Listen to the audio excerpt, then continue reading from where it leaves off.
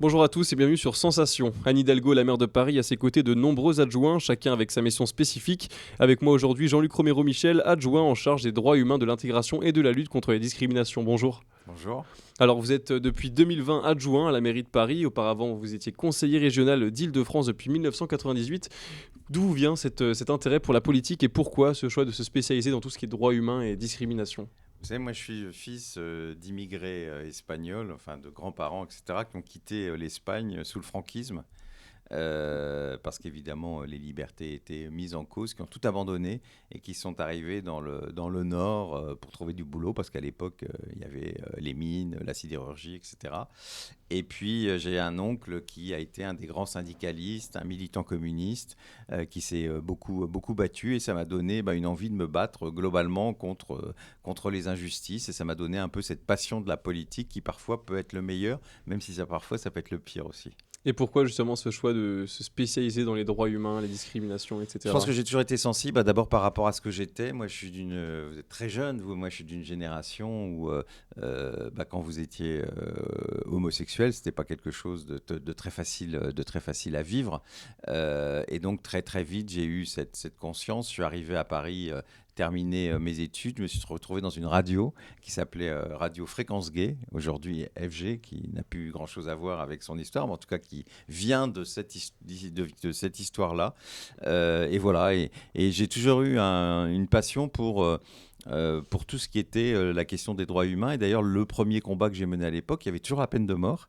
Et donc, j'étais évidemment un ardent défenseur de l'abolition de la peine de mort. Et c'est toutes ces questions qui m'ont intéressé, qui étaient assez atypiques, il faut le dire, parce que c'est vrai que dans le milieu politique, on ne s'intéresse pas beaucoup aux questions de société. Alors que c'est les questions de la vie quotidienne. Les politiques préfèrent s'intéresser aux grandes questions d'économie, de défense, etc. Et moi, c'est des questions qui étaient peut-être liées à mon histoire personnelle, liées à mon vécu, et ça m'a donné envie de me battre sur les questions des droits humains, de la lutte contre les discriminations. C'était limite une suite logique en fait. Ouais, c'était bien sûr une suite logique. Et puis, comme quand on a subi un certain nombre de discriminations, c'était pas facile à l'époque, assumer son homosexualité. Et en plus, je suis devenu très jeune séropositif aussi, ce qui n'était pas quelque chose de très simple.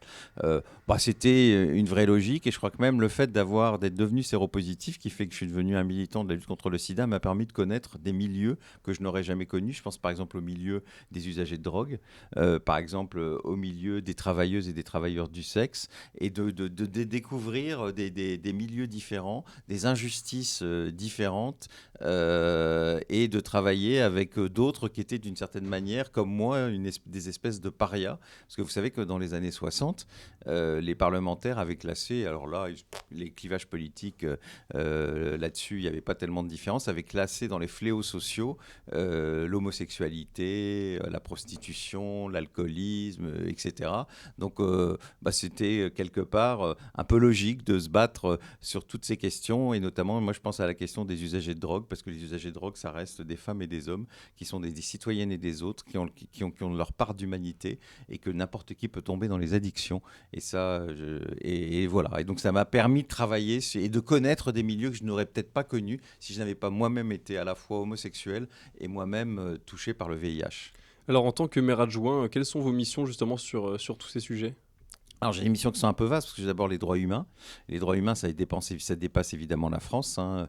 Si on évoque évidemment la situation aujourd'hui de l'Afghanistan, c'est une évidence. J'ai tout ce qui est l'intégration, c'est-à-dire tout le travail notamment de l'apprentissage du français pour tous ces réfugiés, ces immigrés qui arrivent en France. Et vous savez, pour vous intégrer dans un pays, la première des choses, c'est de savoir parler la langue. Et on est bien seul à Paris à faire ça, parce que l'État s'est beaucoup reculé, et les fonds sont plus vraiment à la hauteur, la région non plus. En fait, ils financent surtout l'apprentissage du français dans la professionnalisation, mais avant de pouvoir travailler et de se professionnaliser, il faut parler vraiment correctement la langue, déjà savoir se débrouiller pour aller commander son pain. Donc, je travaillais énormément là-dessus, et c'est important. Et puis, bien sûr, toute la lutte contre les discriminations qui est très vaste. Quand on voit ce qui se passe, on se dit que notre société société a évolué, et elle a évolué. Il ne faudrait pas mentir et dire que tout va plus mal qu'il y a 30 ans. Par exemple, sur l'homosexualité, franchement, c'est quand même plus facile d'être un jeune homosexuel aujourd'hui à 20 ans que quand moi je l'étais au milieu des années 80. Mais il y a des poches d'homophobie, on le voit bien. On a eu cet été nombre d'actes antisémites, on voit des manifestations aujourd'hui avec des noms de personnes juives au prétexte du pass sanitaire, mais c'est totalement abominable. On voit des sites qui mettent ces noms-là.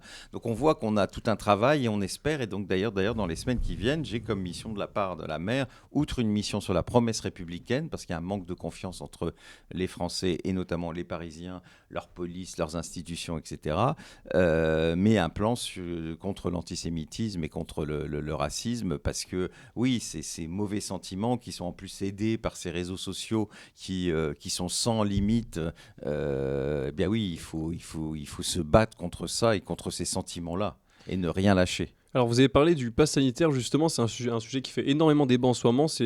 Beaucoup disent que ça entache nos droits justement à la liberté, etc.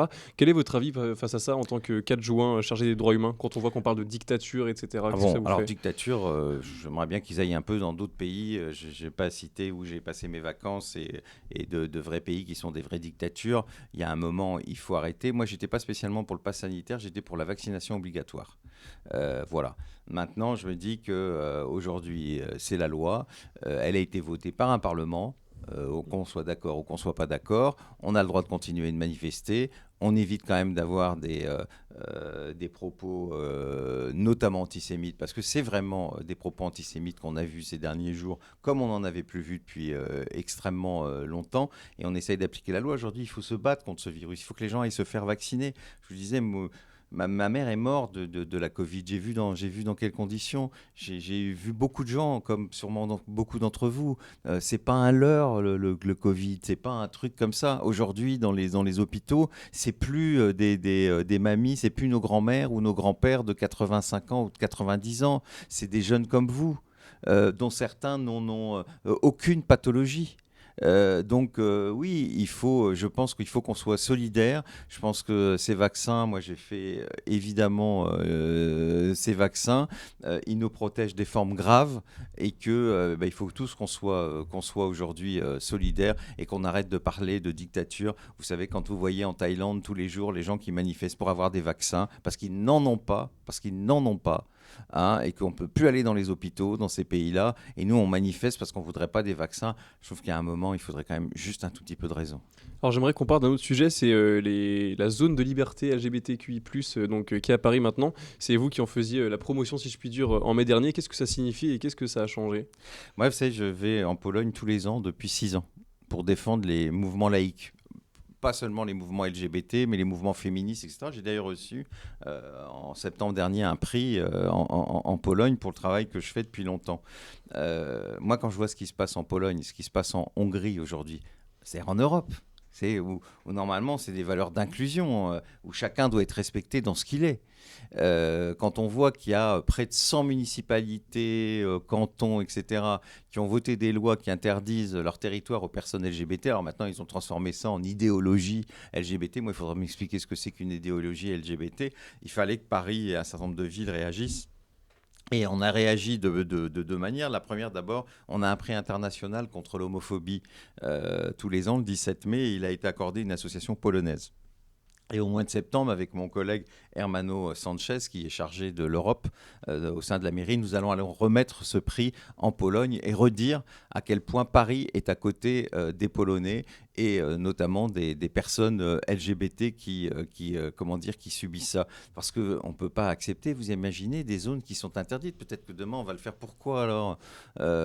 C'est totalement aberrant, c'est du jamais vu, et c'est en plus un signal terrible qu'on donne aux pays qui pénalisent l'homosexualité. Parce qu'on a vu des pays, notamment en Afrique, qui, après les décisions polonaise, la loi qui va être discutée en Hongrie. On dit, vous voyez, dans votre pays où vous parlez, vous nous donnez des leçons sur la liberté, chacun doit être respecté.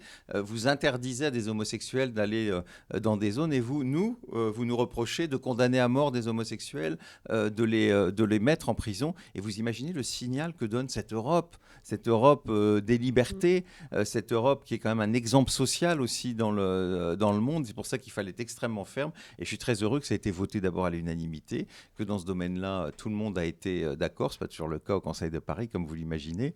C'est à nous de faire des exemples. Et on a tout de suite commencé d'ailleurs avec le flag. Je vais être obligé de vous couper, malheureusement. Jean-Luc Romero-Michel, merci d'avoir été avec nous pour cette émission. Donc, je rappelle que vous êtes adjoint à la mairie de Paris en charge des droits humains, de l'intégration et de la lutte contre les discriminations. À bientôt. À bientôt, merci.